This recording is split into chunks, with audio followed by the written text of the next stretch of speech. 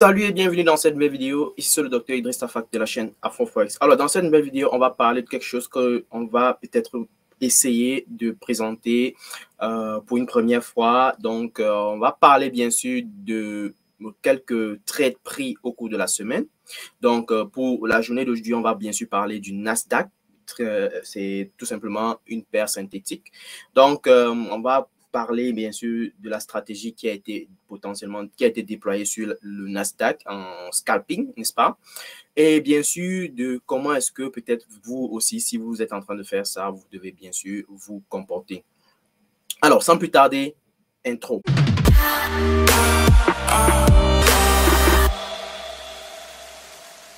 Comme je disais tantôt, dans cette nouvelle vidéo, on va bien sûr parler d'une stratégie de scalping que j'ai pu déployer sur le Nasdaq et qui a produit des résultats au cours de la semaine. Donc, si tu n'es pas encore abonné sur la chaîne, bien sûr, sache que nous sommes sur Afro Forex, la chaîne de trading, d'économie, de finance, bien sûr, qui est là pour servir la communauté africaine, que ce soit de la diaspora ou du côté de l'Afrique.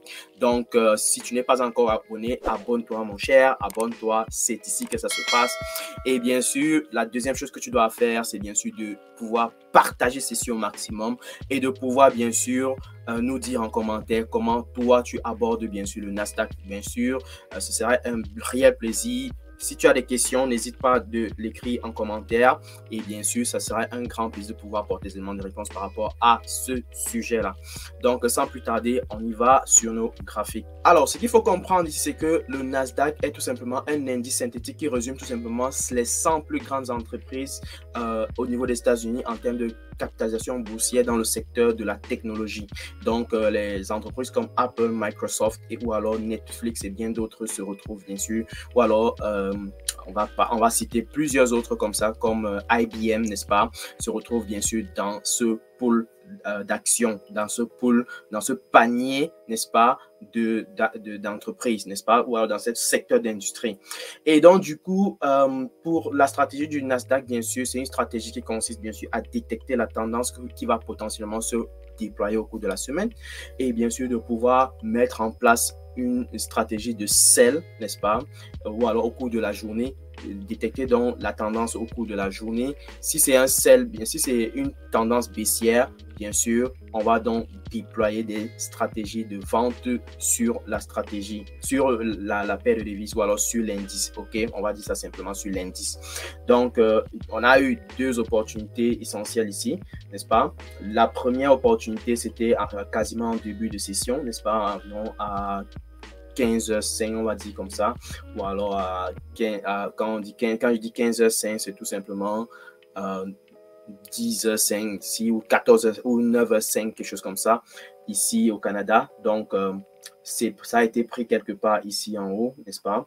Et ça, c'était pris pour un risque reward d'environ 2 pour 1, n'est-ce pas? Donc, on a terminé quelque part là en bas, d'accord?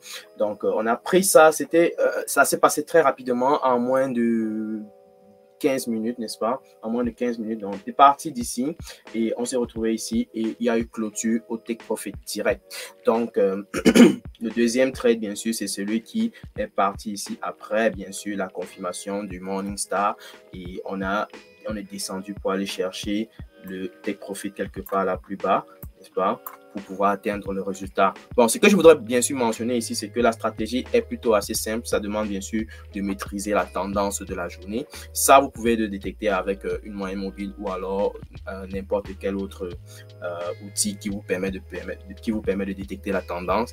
Et bien sûr, de pouvoir par la suite maintenant savoir exactement quel est le risque reward, quel est le nombre de points que vous devez considérer en stop loss, quel est le nombre de points que vous devez considérer en take profit. Et ça demande bien sûr de pouvoir analyser selon votre stratégie ce que vous devez faire. Bon, par exemple ici, le nombre de points en termes de stop loss était environ de 68 points, n'est-ce pas?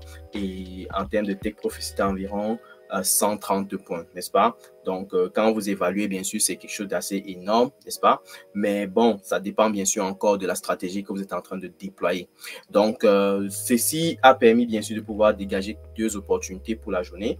Et je pense que c'est des très belles opportunités d'ailleurs parce que ça s'est passé très vite et c'est ça le plus important, que tu ne puisses pas exposer trop longtemps ton trade pendant des longues périodes et bien sûr de profiter au maximum. Mais je ne conseille pas bien sûr ce type de stratégie-ci à tout débutant. Ça demande bien sûr beaucoup d'agilité, beaucoup de rapidité, beaucoup d'agilité dans ses réactions et bien sûr beaucoup d'analyse. Donc, être bien technique et être très réactif et ne pas avoir trop d'émotions. Donc, si tu n'es pas capable déjà, de respecter ton stop loss et ton take profit, quel que soit ce qui se passe, ce n'est pas une bonne chose de pouvoir attaquer ce genre de stratégie-ci. Si tu es capable de respecter clairement ton stop loss et ton take profit et de pouvoir être rapide à réagir et tu es assez technique, là, je peux peut-être envisager des possibilités avec ce genre d'indices, d'accord? Donc, en général, pour les indices, le scalping est vraiment l'approche qu'il faut peut-être adopter, mais ça demande beaucoup plus de rigueur, beaucoup plus de discipline et beaucoup plus d'attention lorsqu'on trade ce genre d'indices, ok? Donc, ça a permis de récupérer deux profits. Et quand vous avez déjà 2 profits comme ça, là, moi, je pense que la journée est terminée. Vous pouvez aller vous reposer tranquillement parce que c'est déjà assez pour une journée, pour deux gros gains, surtout en début de session comme ça, là. Donc, c'est énorme et ça demande bien sûr d'aller se reposer. Donc, voilà ce que je voulais présenter pour cette vidéo. Et j'espère que vous aurez appris quelque chose. Donc, bien sûr, ce que peut-être je n'ai pas mentionné, c'est que vous devez bien sûr être capable de bien connaître vos niveaux clés où vous devez prendre des décisions de profit et bien sûr savoir quels sont vos niveaux clés où vous devez accepter vos pertes. Très important d'ailleurs pour pouvoir bien sûr faire un bon risk management. Bref, dites-moi déjà si ce format de vidéo vous intéresse parce qu'on pourra bien sûr entrer un peu plus en détail sur certaines stratégies qui pourront potentiellement vous permettre de comprendre un peu comment les choses fonctionnent. Donc, voilà, je tiens bien sûr à vous remercier d'avoir regardé la vidéo jusqu'ici et nous arrivons donc au thème de la vidéo.